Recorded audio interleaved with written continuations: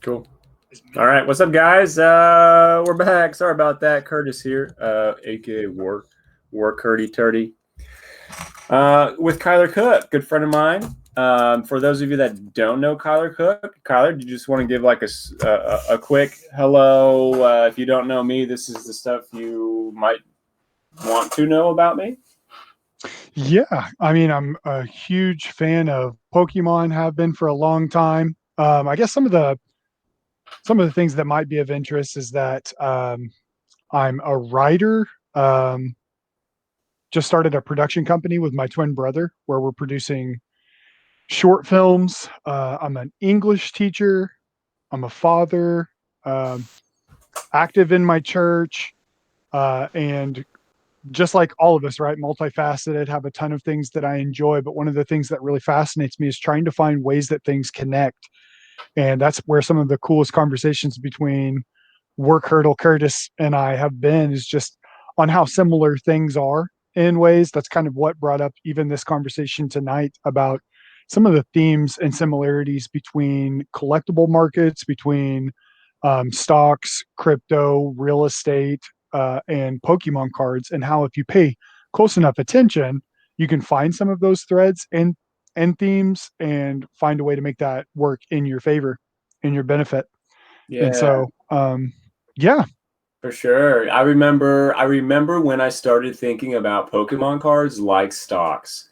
yeah, And it was last year when I decided I was gonna really try to turn a hobby into something that I can also make some money off of. And so hmm then, let's take, like, if you have a bunch of loose packs from a bunch of different sets and you're wondering when's a good time to sell, or you have sealed product and you're wondering, like, oh, what should I do with all of this sealed product? And you're thinking about it from an investment standpoint. hmm So there's product that you always should be looking to buy because the buy time is really nice on it. hmm There's product that you should be looking to potentially sell right now if you have it because the hype is up, the prices are up, and they will, historically trending wise, not be up for long. yeah, And it's all timing on it too. It's timing is huge. For example, Shining Fates, when it first hit, if you got a lot of that product right away, prices were the highest they've been. They've not hmm been above, 180, $160 in Elite Trainer box whenever they first dropped. They started out there because people had to start it somewhere in that market, hmm right? They got their products. Pre-orders were what, 150 or 120 to 150 on these things. hmm So people got them in hand, threw them on the market, $200. Some people probably bid on that. Then they'd sit around, drop it to 180. More people bid on that. So if you're not in it for the long haul, it's a great time to sell. yep, So yeah, like, and then, older sets, of course, like any of those Sun and Moon, like really, really like beautiful sets with high dollar cards, Cosmic Eclipse, Team Up. Unified Minds isn't quite where they are, but it's climbing. hmm So that would be, for example, a stock in Pokemon that if you have it, hold it because it is trending up. And there's ways to anticipate, there's things to think about, down the road because it's a lot of that game. yeah, So absolutely, yeah, we were talking about specifically cryptocurrency, yep, and you had a lot of smart things and to say about that. yeah. Um, I mean, one of the things that really interests me, like I said, is how similar everything actually is, because you're not watching a whole bunch of different things. You're just watching what people do and how people react to narrative. There in everything that's worth anything, there's a market narrative. There's a way that people talk about the thing, and that how that particularly impacts the thing's value. Which is why you have an Elon Musk come out and say something about Bitcoin and everyone rushes to it, or Dogecoin and everyone rushes to it. That should sound familiar. There's this term called archetype. Archetypally, uh, there's this notion. I mean, if you look back to like Joseph Campbell's story of the hero, um, we're not really that different across the board. Whether you look at sports, whether you look into the tech industry, whether you look at celebrities, whether you look at someone like Bill Gates, they're all pretty well kind of doing the same thing. Um, and there's something called a market shakeout, which we'll talk a little bit about. I would like Market to shakeout. get Yeah, into that that, sounds interesting.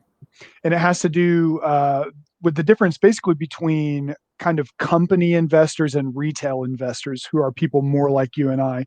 Um, and the way that it specifically impacts in the crypto market, you have Elon Musk come out and he says, oh, we're going to the moon with Dogecoin, and then you have somebody like Logan Paul in YouTube come out and open a few packs, and everybody blows up, and they start moving the direction that this influencer moves, and you hear the market narrative shift. And where whenever I first got into Pokemon again around October, which was, by the way, the most expensive time to be in Pokemon, I found out.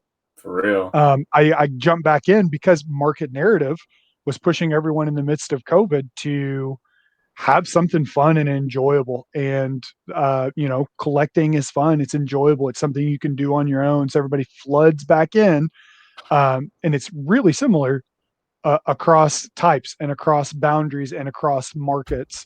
And so I guess a similar kind of real estate, if anyone's into real estate, could be like Grant Cardone coming out and talking about how you have to buy multi units above 100 units.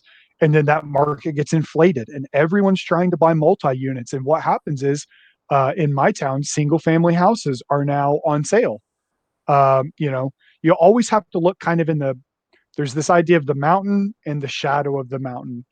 Everyone's looking at the mountain. They should be looking at the shadow. They should be trying to beat trends. They should be working opposite market narratives that they're hearing, which is really what fascinates me. If you're hearing everyone saying, oh, you have to get in on shining fates, they're going to blow up, they're going to go to the moon, right? This phase that we say in our culture right now, which basically means you're going to Yeah, make a lot of money on it. That actually means statistically that's the worst time to buy it, because the market narrative is greed as opposed to fear. yeah. I'm You need to get rid of this, that kind of language. I'm actively hearing that from people, buy Shining Fates because it's going to go to the moon. And that's Yeah. coming from people that I know have gotten into the hobby super recent and they don't Yes. understand it, and they didn't see the last year and what happened in the hobby, and they didn't get a chance to see what happened with, for example, Champion's Path. So that was so Champion's Path. I have a personal story about that, of me, trying to anticipate and buy into something. And so Hmm. when Champion's Path first came out, I related it to Hidden Fates. Yeah. I looked at the current state of the Pokemon hobby, and it was super hype. It was after October. It was after Logan Hmm. Paul. Charizard box, 2 Chase Charizard. I'm like, dude, this is going to go bonkers, and everyone's going to want it for Christmas. And so I Yeah. bought cases of it at $80 an Elite Trainer box, and at the time they were about $100, 110, Yep. 120 at the high end, and I'm like, yeah, as soon as it gets 150, I'm gonna sell. Yep. That was like my mental marker, and Hmm. so I still have these cases Yeah. because I'm still waiting, because what happened? Well, the hype was up, everybody ripped them, Hmm. and so Hidden Fates last year, and people don't realize this too, because there's so many people that are in the hobby right now that were not in it last fall when Hidden Yep. Fates dropped. I do have some friends that were. This is what happened. The set came out. You could see it on shelves. You can go. I mean, it was just everywhere. Hidden Fates was. Hmm. Like the big premium collection things, like those are still sitting on shelves early last year, and it Hmm. wasn't until about summertime, getting into COVID, um, people looking to flip stuff, people dipping back into hobbies, trying to stay Yep. busy. The people with the extra money and the stimulus checks. The Facebook communities kind of taken off. The IG communities and sports breakers and Pokemon getting into ripper and shippers, kind of Yeah. mimicking what's happening with sports, and Yep. so Hidden Fates, most of that stuff got ripped Yeah. or opened. People weren't scalping it. I hate using that term. Yeah. Flipping it, looking to flip it, though. There is scalpers, the people that have zero interest in the hobby, Yep. right? The people that don't care, they'll buy a piece of dog shit on down the street just to flip it because it's money to them. And Well, let me step in there for a second and kind of comment on that, because I think that there's a Go for direct. it. Let me finish my thought. Oh, I'm go ahead. almost Yeah. done. So with the hidden fates, and so Champion's Path for everyone bought it to hold it or resell it. People were ripping it, yes, but way more people were buying it because it was that product they wanted to get Yep. off the shelves and sell. Yeah. And so there's still a ton of it in the market. Hidden Fates Sure. was not like that. That's why that box was $300 to almost $400 last summer. And we Yep. looked at it like, holy shit, that's an expensive box. And then we saw Champion's Path instead and thought it was going to be the same thing, which it was not. Yep. Anyway, go ahead, Kyler. Yep. So the idea of scalping these people that are in it just for the money, they have actually no interest in it, has a perfect correlation in the crypto market right now. The vast majority of people that are buying cryptocurrency with their Biden bucks, as it's come to be called, people are getting stimulus and they're losing trust in the U.S. dollar, because we've added a substantial amount to the total debt in the nation. And people know, there's a sense around everyone right now that in the midst of COVID, man, shouldn't we be going through some kind of a stock market collapse, some kind of recession? So shouldn't it be hurting? And it keeps on inflating, and so people are trying to find an out, and they're doing that with their money by purchasing into things like crypto and things like hard asset class, fun items like collectibles, Pokemon cards, sports cards. The sport card market has taken off in a similar way that Pokemon has since October, even though there is a cooling happening now. But there's a lot of people in the crypto market that have no idea what they're investing in. And I see it, I saw it all over my Facebook, everyone talking about this Doge Day, 420. And it's kind of this combination of memes of coming together and, everyone, let's push this value up, very similar to what they did with the GME stock. It's the exact same thing. They were just trying to do it in the crypto class, but what they didn't understand, and this is where it's important for Pokemon collectors as well, 20 accounts owns 57% of Dogecoin. 20 accounts, 20 people have access to 57% of Dogecoin. So the retail investor, the people that are trying to push it, are going to get hurt in the end. Because what these people do is they're in charge of pushing that narrative, buy. You're going to make $1 million. Yes, there will be some that will make good money as Doge pushes, just the same way that there was in the Pokemon market, where you hear, oh man, you have to get PSA 9s of unlimited Charizards, right? Well, what happens after October? You see a nosedive 35% down. If you look up Dogecoin right now, because the market narrative was buy, but there was no sustainable level underneath, the value drops out. I'm not somebody, by the way, that wants Pokemon to be value and wants it to be money, but I am someone that looks at it, I think, honestly, as a realist, and says, I want to collect, and the things I'm collecting are becoming pretty valuable, right? Um, and so I think for the people that are in Pokemon and that might have some kind of interest in crypto, my advice to you would be, find the things that are tethered to actual value, not market narrative. And so find the things that aren't sexy. And for Pokemon, it's really surprising to me. I talk to a lot of people that are new into the game or coming back into it, and I say, "Oh man, you got to collect the old stuff." And they go, "Why?" Uh, Shiny Fates, Chilling Reigns. Look how interesting the cards look, right? And I go, yeah, but you have to buy something that's sustainable.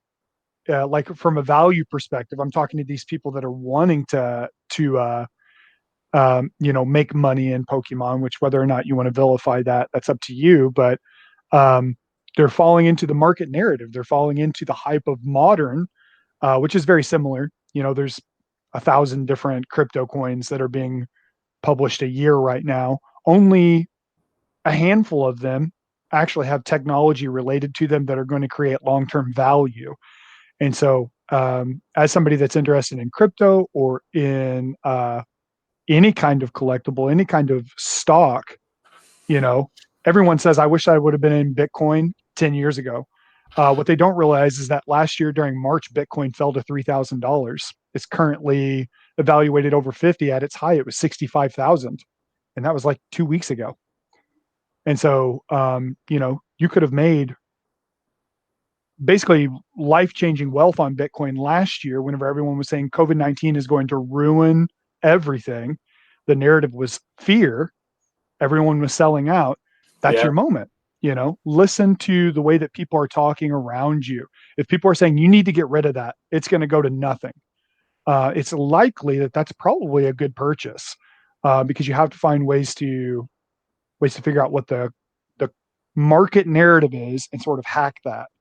And Warren Buffett had a really good quote for buying stocks. He said, whenever people are scared, you're supposed to buy, and whenever people are greedy and saying, that things are going to keep on going, that's whenever you need to be looking to sell. And so that's not a direct quote, but I was thinking about him a bit ago when you said the influencers that tell you, that place. What was that? I forget what it was, but it made me think of Warren Buffett because he's one of those guys that as soon as he says this is what I'm buying right now, everyone goes and buy it. yep. Right. Yeah, he controls a market narrative in and of himself. Yeah. So, gosh, like stuff that people aren't buying right now. Champions Path Charizards. That's one that I'm looking at because the price has dropped down to what, $200, maybe $250. So here on our page, I see people trying to razz them or sell them, and I see them having kind of a hard time at like $250. Keep those on your radar. They're beautiful Yeah. cards. Champions Path is not.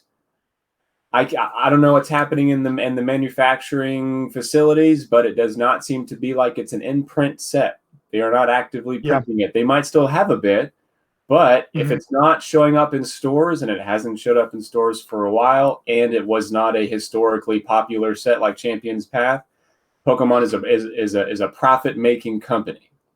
Yes. All the decisions that they make are for the health of the hobby, but also are to make money. They're not just printing stuff for fun. They're going to print. That's why we saw a huge influx of Hidden Fates tins recently. They reprinted the Mhm. Hidden tins, probably I the know. tins over the Elite Trainer boxes because they were more price efficient to make and Yeah. manufacture in mass and ship Pokemon's because the they're winner. small. Yep. So Champions Path Charizards, something to keep an eye on. Or if you see, cheap Champions Path Elite Trainer boxes, sure, pick some Mhm. up. Um, two chase cards that are Charizards that are still over $200, even when people are, just sick and tired of that set. Yep. Yeah, I would say, bite on that.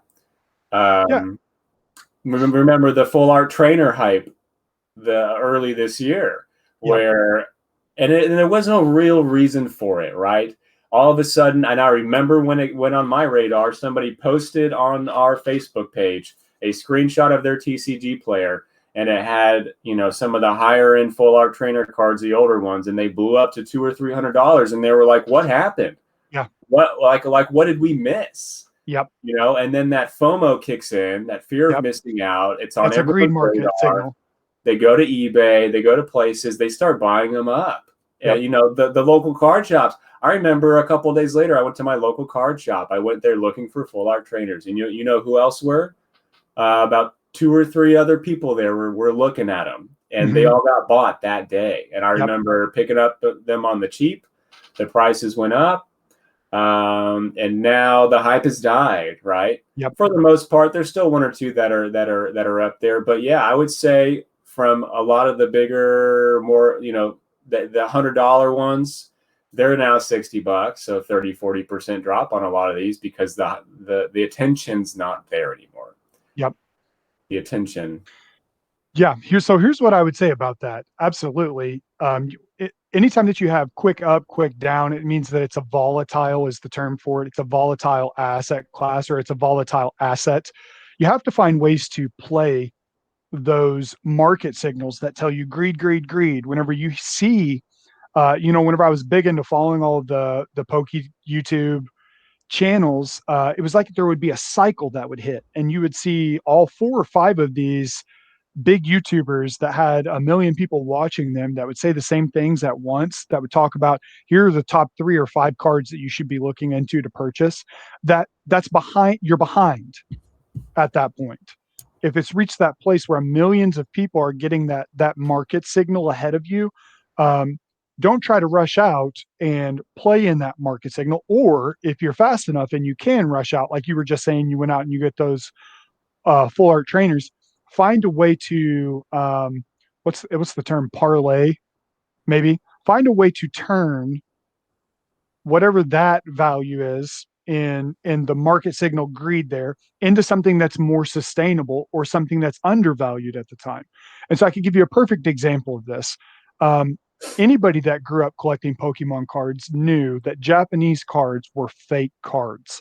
They were worthless. Whenever you were growing up and you were Yeah. collecting, in 1996, if I saw a Japanese card, I literally thought, that's not even a Pokemon card. Had the same picture on it. I just couldn't read it. And as a 6-year-old, you go, ooh, what is that? Right. So then things kind of move along and Pokemon starts to develop, putting out 8 sets a year, 9 sets a year. Now they're in the process of building 12 printing facilities in the United States, which means Is it uh, 12 now? it's up to 12. Let me tell you guys ahead of time what's going to happen. Every possible set that can be printed into Oblivion will be. There will be no scalper problem, which will fix the tournament play, which is Pokemon's primary focus. They're not interested in creating a second market, stock market collectible class. They're more interested in creating the game that you can play, the trading card game. They're going to print every set that comes out from now on into Oblivion, and everything is going to be flash fire. Everything's going to be get a PSA 10 version of the chase card, get it out in a week, get it turned back to you. You can flip it for major value. But if you try to hold long term, it's going to be pretty miserable because so many people are going to be, I mean, it's going to be sitting on the shelves. There's going to be so much of it that the value in general will be difficult. That being said, they're going to make some cards hard to get because that's part of why people buy so much and spend the money. So it's not like there's going to be a trillion of whatever the chase card is out. Yeah. But be thinking, what are some of the value exchanges that you can do where you trade something that looks flashy and new for something that's old and stable? Because the Pokemon market will dive down. All of these people that since October that have gotten into creating YouTube channels will fade away. People will go out of the business, and then there will be another draw up, and value will start to spike again. And you'll start to hear, where are your Pokemon cards? Do you have your Pokemon cards you collected as a kid? And the value will start to spike again. So why do I know that? Because it's happened 4 or 5 times since Pokemon came out. So what you do is you wait until people say, "Oh, I'm getting rid of all my cards. I can't sell this to anyone," and you stockpile high value cards that historically have done well. That's how you play the market. You buy when people are afraid. Oh man, I got to get rid of my Pokemon cards while they're worth something. Yeah. That's going to happen whenever they start to mass produce cards. And if you play that ahead of time, you'll end up on the winning side of this. Things like the rainbow rare Pikachu in Vivid Voltage in a set that's probably not going to be printed into Oblivion. People will be selling those for $150, $200. And 5 years from now, they're going to be $700. I don't know that for sure, but I'm just saying you have to play the markets. You have to play the market narrative and be listening to the way that people talk about things. Everyone was Absolutely. saying, by the way, whenever I got started, that Evolutions was a crap set. Everyone was Dude, saying Everyone was saying that's hot garbage. Don't buy it. It's useless. It's worthless. And man, if you know when anything I about market signals and market narrative, you know that means that you should stockpile it because it's yes, on oh, I sale wish right I now. could go back. I wish Yeah, I could it's go on back sale. with that same mentality, not knowing for sure, but with that Right. mentality. Because man, I was ripping and shipping last summer. I was just getting into it, and XY evolutions you could find everywhere. Boy, I had hundreds and hundreds of loose packs of XY Evolutions. And you know what I did? Well, I'll do a buy any 3 packs, get an XY Evolutions free. Yep. I'll have a $4 XY Evolutions day, and people were buying it because they was nostalgic and a beautiful set. And I remember Yep. I remembered wondering like this is like, I don't understand why people don't want this.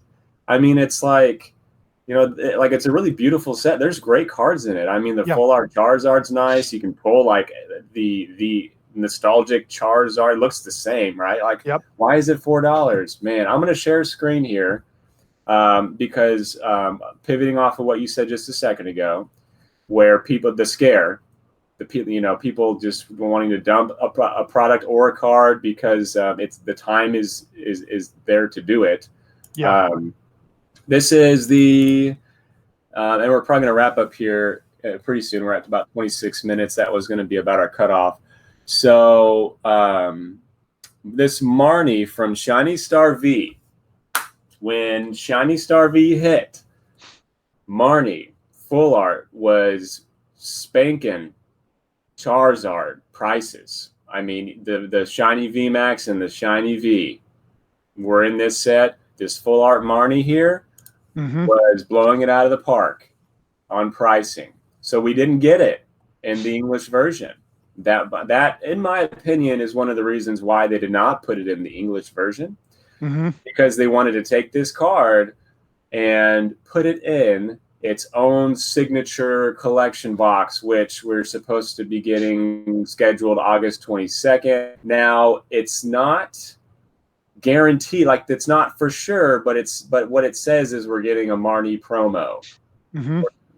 Or two Marnie promos in this it's internal data. Yeah, it's internal data. So it makes sense to me that, like, I don't know what else. Why would they make a new Marnie promo when they already have one that's beautiful and super, super sought after? As soon as this Poke Beach article came out, or I'm sure this wasn't the only place it came out, prices on that card started dropping from $400 or $500 on eBay and places immediately to $250, $200. Go to your marketplaces, Facebook, search Marnie. I'm guaranteed people are on there with $250, $200 because they're trying to get what they can while they can for it. Because as soon as that box comes out, that becomes the box, and then you can get the promo. And then people are like, "Why am I going to spend $400 on the card when I can just go, pre-order the box and get the promo?" So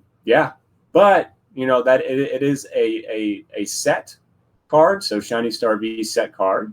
Yeah. See how low that goes. If it drops down, man, she's one of the what do you call it? She's super popular. I'm gonna say that. It's not a smart way to say it, but she's incredibly popular. She's probably one of the most popular collectible trainer cards that I know of, aside from Skyla maybe, or some of the older ones like a Bianca. I think full out Bianca from I forget the set, but Dragon Metno. But that's a $250 card. So I mean, great example. See how low that goes? Snatch it up. Yeah. I had something I was going to say too, that in the crypto market right now, there's a coin that's called XRP, and the SEC is actually in the process of suing them. And the value at sort of like the blast off the altcoin market is the term for it. Some of you guys know about crypto, and this will make some more sense to you. Some of you don't know about crypto, and you need to be paying attention to what's happening there, because it's the most volatile asset class. But if you know what you're looking at, it's a real great way to put some money in for long-term growth on technology that we could see blast off. But XRP basically helps banks financially make transfers of money types from one to another instantly for a fraction of a penny between banks, and so internationally. But anyway, the SEC is suing it, and whenever everyone that was holding XRP found out, they sold, and it caused a nosedive from something like $3.74 to about 10 cents. And my older brother got in touch with me, and he was like, "The technology is here." Everyone just got scared because they heard that it was getting sued, and the value just took a nosedive. And so since we've bought in, it's tripled, it's quadrupled, and there's a chance that it could go up to as much as $10 conservatively. From people were able to buy 10,000, $20,000 of it at 10 cent, and it could go to $10 in this altcoin cycle. Um, Dude, do the because math. people, Yeah. yeah, because people were paying attention to market signals, to fear, to greed. The term that I was going to use is market shakeouts. A lot of times, big name investors or big companies or people that carry a lot of power in an asset class. Been working for 10 years. Oh, that's cool. But anyway, um,